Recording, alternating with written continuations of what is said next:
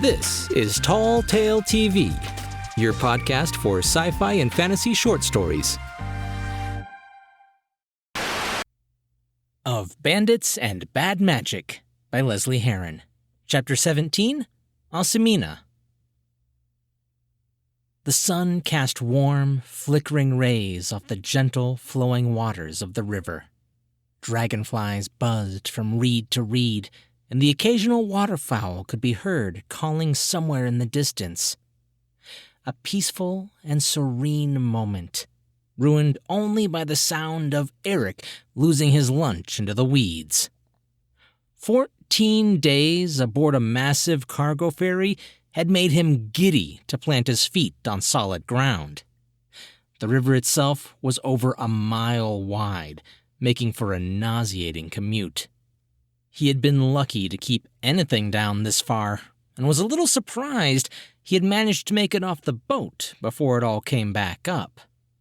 Errik vomited into the weeds again, his still healing ribs groaning in protest. With a pained mumble, he scurried out of the way, allowing the selkie merchants to unload their barge. Herron and Evan had offered to help, giving him an excuse to leave. He watched them work for a moment, meticulously carrying crates down the single gangplank onto the tiny dock, before finding himself walking along the river's edge. Despite the sheer size of the barge, there was never enough space for alone time. Errik and the others had been kipped out beneath the stars most nights, huddled together for warmth. And during the day, he had done his best to stay out of the way of the crew. Herron and Evan had offered to repay their passage by helping out wherever they could. From organizing and hefting cargo to cooking and cleaning, they earned the favor of the other members of the boat. The selkies repaid their efforts by teaching the two of them basic sign language. Being the most prolific of traders, they were fluent in many ways to communicate with their customers. Errik would have marveled at those lessons and stuck around himself if he hadn't spent his days dry-heaving over the side of the boat, or scouring the moments for a modicum of privacy to practice magic. The thought left a sour taste in his mouth, that he, a man of science, was trying to cast spells. But he couldn't deny what happened in that alleyway. The voice had not spoken to him since, and his shadow made no indications of being anything other than a normal absence of light. But he had felt the power and the rush. He knew in his heart that something beyond his understanding had flowed through him like a conduit. He found small nooks and crannies between the stacks of cargo on the ship and willed the shadows to envelop him. When that failed, he tried hitting a large crate, hoping it would manifest as a subconscious response. Though he only attempted it the once, having to explain to the ship's medic that he slipped and jammed his wrist in the fall. Errik walked until he found a shady, secluded area next to the water. There was a small gathering of trees that blocked the view of anybody at the small port. He didn't want anyone watching what he was about to do. His latest idea was that perhaps he should start small. If he couldn't command the shadows to rise up and wrap around him, maybe he could get them to do something simple, like cover a single finger. Locking his eyes onto his left hand, he commanded the shadow to spread across it. Errik ground his teeth, his eyes narrowing as he focused. He began to tremble, his fingers digging into his palms as he commanded the universe to bend to his will. Nothing. "Come on, do something!" Errik released his tense muscles with an outcry of frustration. The ground beneath his feet began to sway with vertigo, and he collapsed back onto the bank. His fingers trembled as he brought them closer to his face, curious about the lack of produced shadow. How had he done it? His concentration was broken by cackling laughter off to his side. Errik jolted and looked over his shoulder. Staring at him from the shade of a large cottonwood tree was one of the selkies, the barge operator. She was an ancient woman. Her dark, vitiligo-dappled skin was flecked with liver spots, and heavy wrinkles pulled down along her face that did little to hide the devilish sparkle in her eyes. He had seen her a few times before, usually seated in a small reclining chair at the bow of the ship, wrapped in shawls and blankets, despite the warm weather. "You'll burst a blood vessel doing it that way, boy." Errik blinked. "I'm sorry, what?" "Magic. Like everything in life." She paused, cocking a grin as she began to shuffle her way towards him. She adjusted the shawl around her shoulders and ran her fingers across the dancing water reeds as her feet sank into the damp river sand. Returning her attention to the man she had been assured was not actually the Lost King, she found her words once more. "It must flow freely through you. It's like being constipated. If you try and force it, all you're going to do is pop a blood vessel in your eye. Just relax and let it happen on its own." Erik's lips curled in disgust at the thought. Well, that was vivid, and I'll keep that in mind." He stood, brushing the dirt off his backside, suddenly more self-conscious about his endeavor. "But I was just trying to get my stomach to settle, that's all." The old woman cackled. "If you weren't trying to make your shadow move, then I'm the Queen of Ebra." At the look of feigned confusion on the man's face, she shrugged. "Can't say I didn't try. You can lead a horse to water, but apparently you can't stop them from pissing in it. Good luck, Your Majesty." "I'm not the king." Errik scowled at the back of the woman's head. Crazy old bat. Magic is like being constipated? What kind of nonsense was that? But his mouth fell ajar when the elderly selkie stepped out onto the flowing water and walked towards her barge as if she were simply crossing the road. Her feet never sank below the waterline, and she looked back over her shoulder once more to cackle at his expression. She waved and called out, "Don't burst a blood vessel, Your Highness!" With a flick of her hand, the water beneath her feet bulged and pushed her up towards the lip of the boat, like some sort of liquid elevator. Errik closed his mouth, chewing on her words. He had wondered how a ship with no sails or oars could move upstream so quickly, but he was beginning to understand. "Magic is like being constipated?" "What are you on about?" Errik spun to see Evan marching over the rocks towards him, the prince at his side. "Oh, nothing. Whatever, man. You ready to go?" Errik stumbled back as Varen hefted a large, lumpy rucksack into his arms. It had been filled near to the brim with supplies, complete with a bedroll strapped to the top. There were even multiple water skins and a small cooking tin attached to the sides. He looked up at the prince. "What is all this?" Varen smiled. It was a half-cocked and crooked thing. He lifted his hands together, making a sort of steeple with his index and pinky fingers. Errik turned to the tiny merc with a roll of his eyes as he slung the bag over his shoulders. "I don't speak sign language. What is all this?" Evan shook his head, disappointed that the self-proclaimed genius couldn't recognize camping gear. "Look, we gotta travel to the next town by foot, and Varen managed to purchase some supplies for us from the selkie folk before they left." "The next town? I thought they were taking us all the way. Evan's mouth formed a line. I know you got a lot on your mind lately, but you really need to pay more attention. This was their last stop before turning around and heading back to their trading islands. Now, we either have to wait for another boat or walk upriver to the next town. The locals there should be able to help us find this infinite tower Atlas was talking about. Behind them, Bob came trudging into view, a large backpack strapped to him as well. Errik shrugged. Why not wait for a boat, then?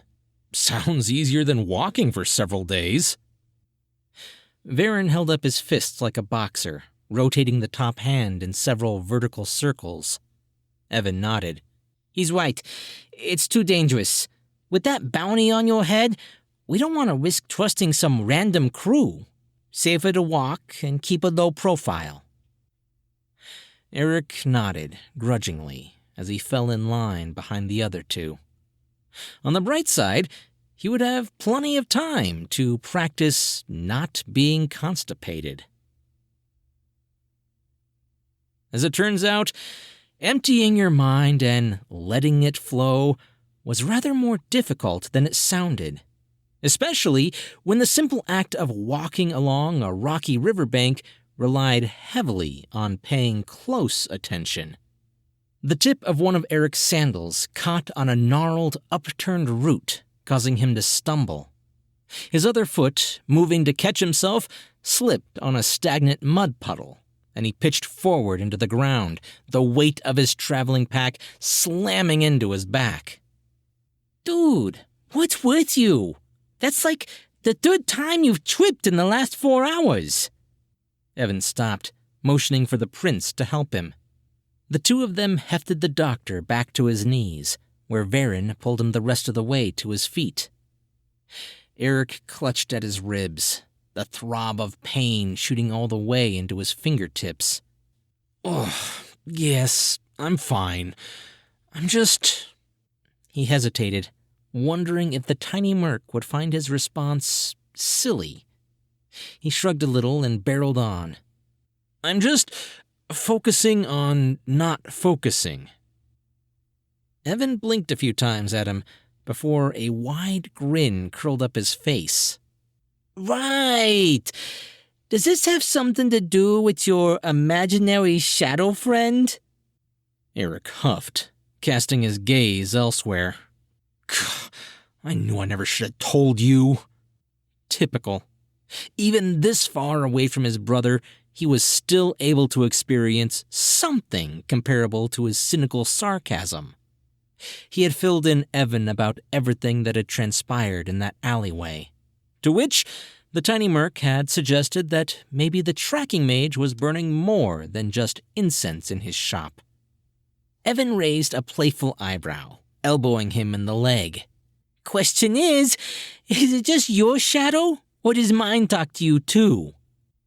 Errik leveled a flat look at the tiny merc. Are you done? We're headed towards a school of magic, hoping to find someone that can open a portal into another dimension to drag a cyborg through to help us confront a bandit queen and the evil half-brother of my transdimensional twin. And it's a talking shadow that you have a problem with? Evan chuckled, wiping the corners of his eyes. Okay, I'm sorry. I shouldn't have poke fun. He sucked in a deep breath, massaging at the stitch in his gut. Tell you what, why don't we stop here before it starts getting dark? I'll take Herron and see if we can't fish up some dinner. I saw a small eddy not too far back. Errik looked up at the sky. He had been so focused on emptying his mind that he hadn't realized how long they had been hiking. The sky was a vibrant smattering of orange and yellow, painting everything in a rich pink hue. He looked back at the pint-sized mercenary and sighed. I was hoping we would have reached the town by now. Are we really going to rough it in the woods? He glanced around at the darkening gaps between the trees with a hard swallow. The merchant said it would be a couple of days' hike. Evan gave him a dismissive wave. So don't be a baby. Bob's here to protect you. He slid his pack off his shoulders, reaching around inside until he found the necessary equipment. Just go hang out over there by that log, and don't do anything until we get back. Then we'll set up camp for the night. Errik looked over at Bob, still as faithful as ever, standing nearby with a literal slack-jawed expression under his helmet. He sighed and plopped down against the fallen log he'd been assigned. Evan cast back an accusatory finger as they started walking away. And don't talk to any strangers, or their shadows.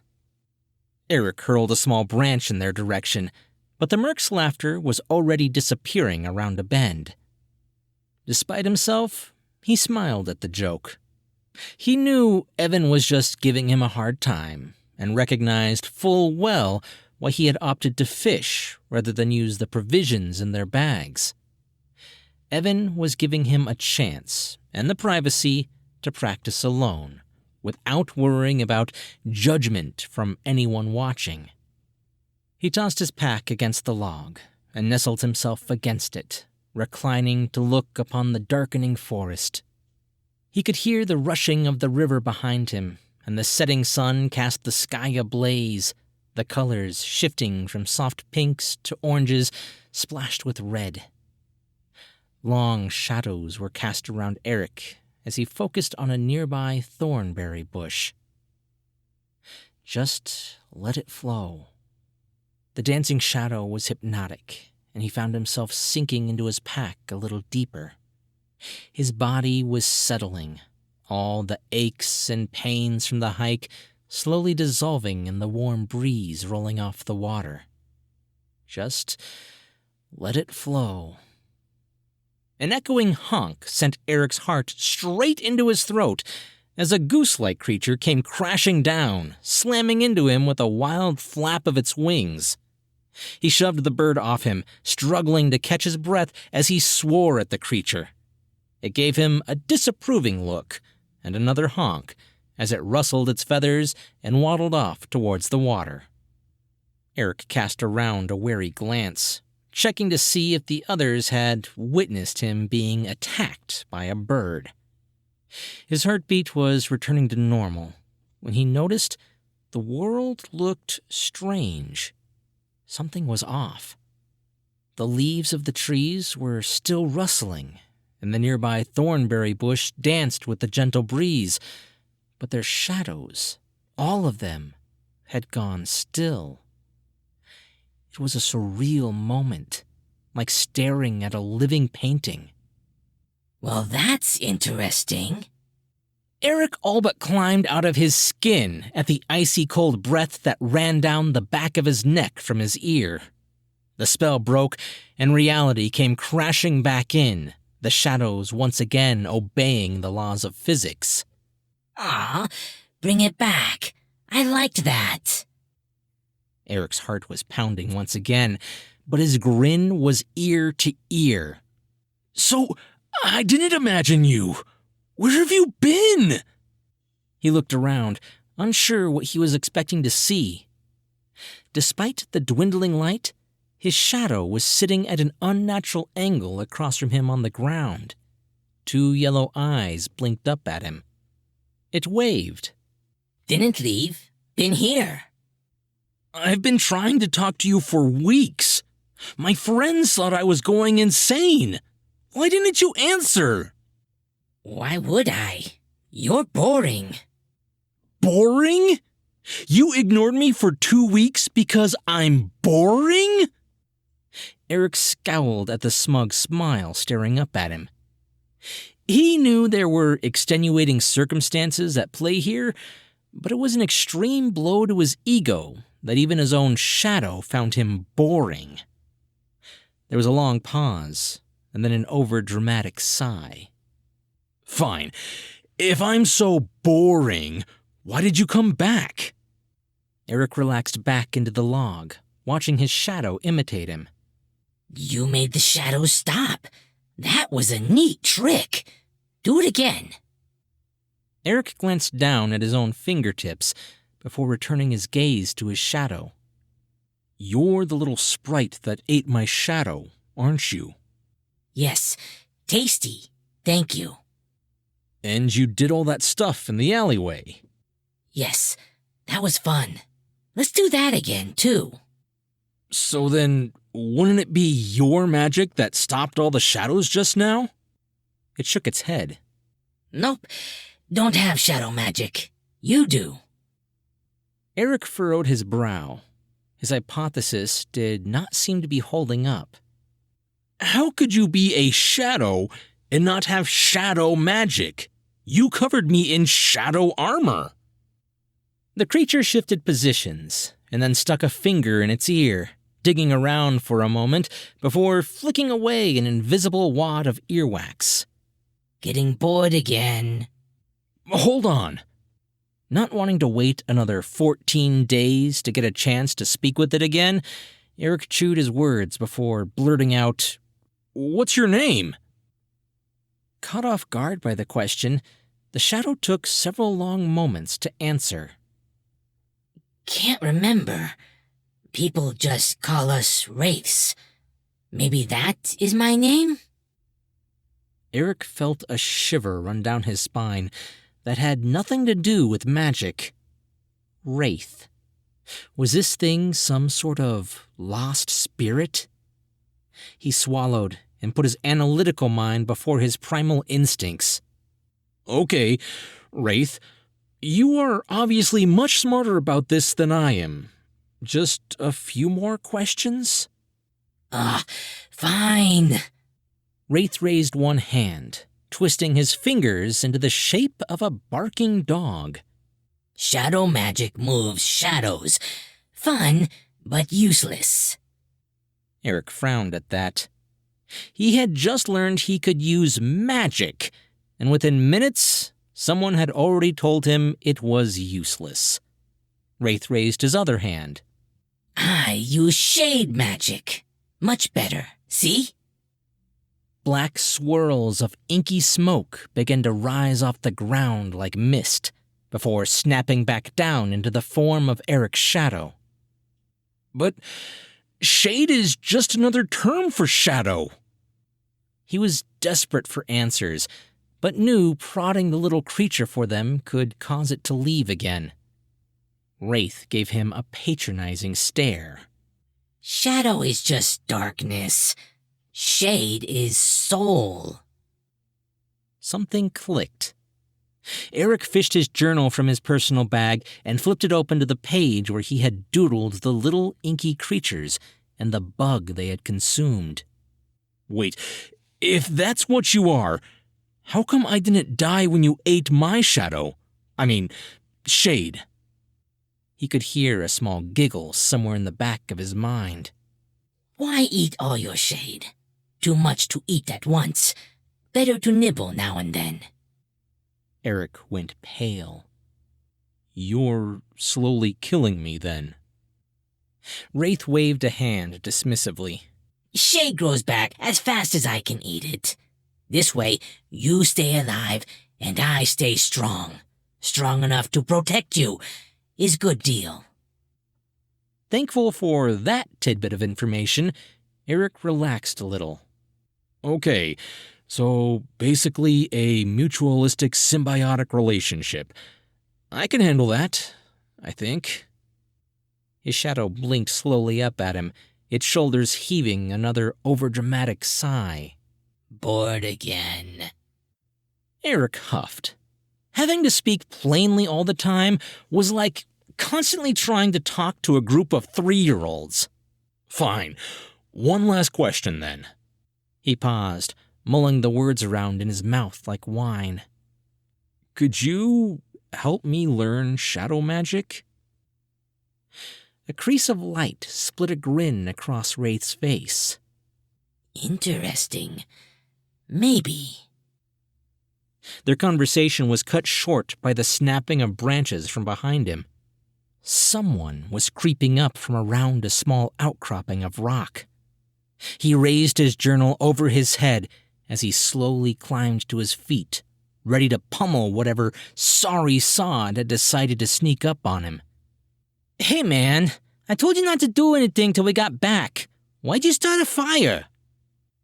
Evan rounded the log, holding several small fish. His scowl faded to confusion as he saw the doctor ready to beat him to death with a book, and no fire. Their eyes met, and he turned to look back over his shoulder. The prince was bringing up the rear, dragging a fish half his size behind him. I didn't start a... Evan put a hand up, then pushed a finger to his lips. He could smell it, plain as day.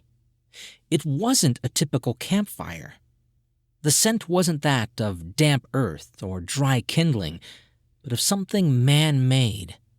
Was that tar? The acrid smell filled his nostrils as he lowered his hands and dropped his voice. We should go farther upstream. I'm not sure what's going on, but that's no regular fire. We won't be safe here anymore. Herron pulled out his slate and began scrawling out a message. He still had to use it for more complex conversations, as there wasn't enough time aboard the barge for the selkies to teach him more than just the basics and a few key phrases. He turned it over in his hands. If we can put it out now, we should. We could get caught up in it if it spreads. Evan made to argue, but the prince didn't wait for a response. Huffing angrily and shoving the fish into his pack, he turned back to the doctor. All right, let's go fight a fire, I guess. He motioned for the other two to follow as he struggled to keep up with Herron. With what? Errik looked to Bob and then down at his shadow. It was standing now, nodding its head fervently and pointing after the others. He sighed and tossed his journal into his bag and hefted his pack over his shoulder. I'm going to die out here, he thought.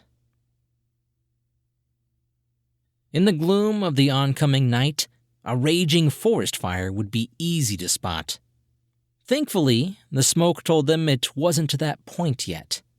Instead, they tracked the scent to a small, simple chapel carved into the face of a massive boulder jutting out of the earth like the shoulder of some long-dead god-beast. The door and frame were made of wood and covered in moss. It was ancient, but well-maintained. The entwined figures of Thiara and Ravaria were chiseled into the rock face, indicating this tiny church was a place of worship, even though it could hardly be big enough to house a single person. Errik started to inquire about the structure when the prince pulled him back, hauling him behind the trunk of a large tree. And then he heard it. The heavy footfalls of several large beasts. Horses, he figured, as he heard their hooves clacking on the hard dirt. Burn this heathen stack to the ground and bring out the filth. The archbishop wants them taken back to the camps for re-education. Errik nodded his thanks to Herron and moved just an inch, peering over the slightest edge of the tree. The fire they smelled was from the torches carried by a half-dozen figures, the ones they were currently lobbing through the chapel's open doors to force out any inhabitants. Errik looked back over his shoulder at the prince, disgust plain on his face as he mouthed the words, "What is this?" Herron shook his head and pointed back at the man that was just speaking. Errik returned his attention to the group gathering around the consuming flames. There were 3 riders sitting atop pristine white horses. They were darned in flowing black robes of black velvet, the emblem of a golden book and feather glinting off their chests. He heard the faintest sounds of tapping chalk and turned to see the prince writing, "The Brotherhood of the Axiom of the Immortal Word." Errik swallowed hard as he looked back to see the foot soldiers, dressed in simple black canvas robes beneath glinting plate armor, dragging helpless fey creatures out of the burning chapel to throw them before the mounted priests. These were no small-town preachers like Father Morgan. Erik's fingers clenched into fists, and he felt the familiar bubble of rage burst somewhere within as he saw small children huddling together at the mercy of their captors. There was no Arcanist here to stop him this time, and he wasn't going to let these people be taken from their place of worship for re-education. Viren tugged against the other man's cloak, pulling him back once more. Errik spun and raised a threatening finger, hissing, "Listen, Viren shook his head, slapping a hand over what was likely to be a lengthy argument. He pushed his index finger to his temple and then pointed at him. Errik all but snorted through his nostrils as he shot the tiny merc a confused look. Evan rolled his eyes. "He says he agrees with you, but let's not be stupid about this." With a begrudging sigh, Errik nodded and felt the prince release his mouth. "Fine. What's the plan?" Evan tapped his chin, looking back and forth between the two of them. "I have an idea, but you're not gonna like it." "What is it?" Evan grinned. "Well, first, both of you need to strip." Oh, this does sound like fun.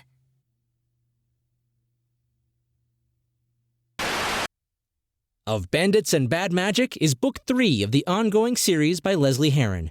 Tune in every few weeks to hear the latest chapter as it's being written. If you'd like to listen to Books 1 and 2, you can find links in the description. I love fishing. So relaxing. Reminds me of the time... got another one! What's that? 3 so far? See, the trick is you have to think like the fish, which ain't easy because fish are dumb as rocks. But don't get discouraged, though. You stick with me and... What the... Yeah, well, that still only counts as one. You're carrying it. Show off.